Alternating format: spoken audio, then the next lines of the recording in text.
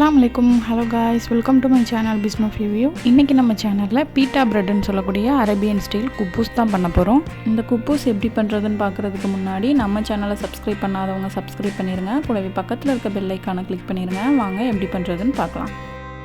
First அதுக்கு ஒரு குட்டி பவுலில் 1 கப் வார்ம் வாட்டர் எடுத்திருக்கேன்.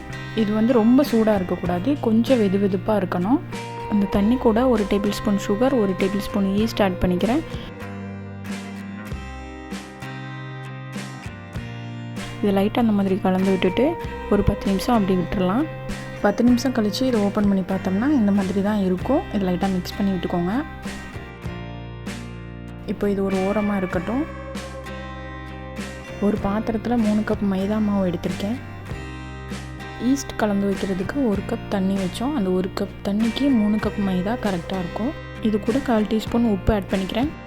இதை நல்லா மிக்ஸ் பண்ணிவிட்டு நம்ம ஈஸ்ட் கலந்து வச்சுருக்க தண்ணியை இது கூட சேர்த்து கொஞ்சம் கொஞ்சமாக பிசைஞ்சு எடுத்துக்கலாம். மாவு கொஞ்சம் தண்ணியாக இருந்துச்சுன்னா நீங்கள் எக்ஸ்ட்ரா மாவு ஆட் பண்ணிக்கலாம். மாவு கெட்டியாக இருக்க மாதிரி இருந்துச்சுன்னா நீங்கள் தண்ணி கொஞ்சம் ஆட் பண்ணிக்கலாம். இதை நல்லா அந்த மாதிரி பிசைஞ்சு எடுத்துக்கோங்க. மாவு கையில் இப்படி ஒட்டுற மாதிரி தான் இருக்கும். எல்லாத்தையும் நல்லா பிசைஞ்சு விட்டுட்டு 1 டீஸ்பூன் அளவு எண்ணெய் சேர்த்துக்கிறேன். இது இந்த மாதிரி மேலே தடவி விட்டுக்கோங்க.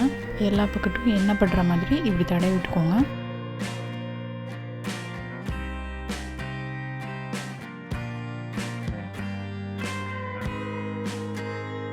இது ஒரு மூடி போட்டு க்ளோஸ் பண்ணிவிட்டு 2 மணி நேரம் அப்படியே விட்டுருங்க. மாவு உப்பி அப்படியே டபுளாகி வரும்.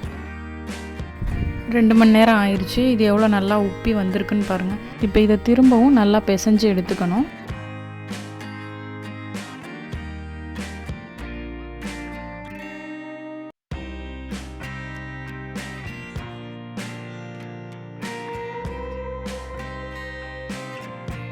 சாப்பிங் போர்டு எடுத்திருக்கேன். இதில் நல்லா மாவு தூவி விட்டுட்டு திரும்பவும் இதை நல்லா பிசைஞ்சு எடுத்துக்கலாம்.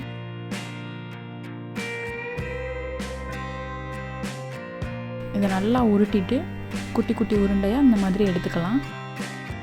இந்த சைஸில் நான் இன்றைக்கி எடுத்திருக்கேன். நார்மலாக சப்பாத்திக்கு எடுக்கிற அளவை விட கொஞ்சம் அதிகமாகவே எடுத்திருக்கேன். 3 கப் மாவில் எனக்கு 9 உருண்டை வந்துச்சு. இப்போ இது எல்லாத்தையும் தேய்ச்சி எடுத்துக்கலாம். மாவை நல்லா தூவி விட்டுட்டு இந்த மாதிரி தேய்ச்சி எடுத்துக்கோங்க. இந்த மாதிரி ரவுண்ட் ஷேப்பில் தேய்ச்சி எடுத்துக்கோங்க.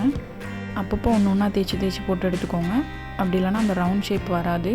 இப்போ அடுப்பில் தோசைக்கல்லை ஹீட் பண்ணிவிட்டு மீடியம் ஃப்ளேம்லேயே வச்சுட்டு இதை 2 சைடும் திருப்பி போட்டுக்கலாம். ஆயில் எதுவும் ஊற்ற தேவையில்லை.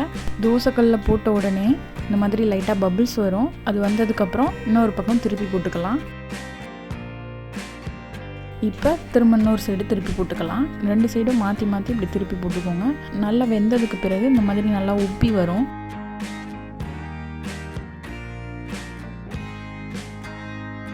ரெண்டு சைடுமே மாற்றி இந்த மாதிரி திருப்பி போட்டுட்டு இப்போ இதை எடுத்துடலாம். இதே மாதிரி நம்ம மிச்சம் எல்லாத்தையுமே நான் தோசைக்கல்லில் போட்டு எடுத்துக்கிறேன். அவ்வளோதான், நம்மளுக்கு இன்றைக்கி பீட்டா பிரெட் அரேபியன் குப்பூஸ் சூப்பராக ரெடி ஆயிடுச்சு. இது கூட நான்வெஜ் குழம்பு வச்சு ட்ரை பண்ணுங்கள். சூப்பராக இருக்கும். நல்லா கிரேவி மாதிரி பண்ணி சாப்பிட்டிங்கன்னா நல்லாயிருக்கும். குப்பூஸ்க்கு இன்றைக்கி சைடிஷ் மட்டன் குழம்பு தான் ரெடி பண்ணியிருந்தேன். மட்டன் குழம்பு வீடியோ ஆல்ரெடி நம்ம சேனலில் இருக்குது. ஐ பட்டன்லையும் வீடியோவோட எண்ட்லையும் மட்டன் குழம்பு வீடியோ வைக்கிறேன், செக் பண்ணிக்கோங்க. நீங்களும் கண்டிப்பாக வீட்டில் அரேபியன் குப்பூஸ் ட்ரை பண்ணுங்கள். ட்ரை பண்ணிவிட்டு எப்படி இருந்துச்சுன்னு எனக்கு கமெண்டில் சொல்லுங்கள். வீடியோ பிடிச்சிருந்தால் லைக் பண்ணுங்கள், ஷேர் பண்ணுங்கள். இது வரைக்கும் நம்ம சேனலை சப்ஸ்கிரைப் பண்ணாதவங்க சப்ஸ்கிரைப் பண்ணிடுங்க. கூடவே பக்கத்தில் இருக்க பெல் ஐக்கானை கிளிக் பண்ணிவிட்டு ஆள் கொடுங்க. அப்போ தான் நான் போடுற வீடியோ உங்களுக்கு நோட்டிஃபிகேஷனாக வரும். Thank you.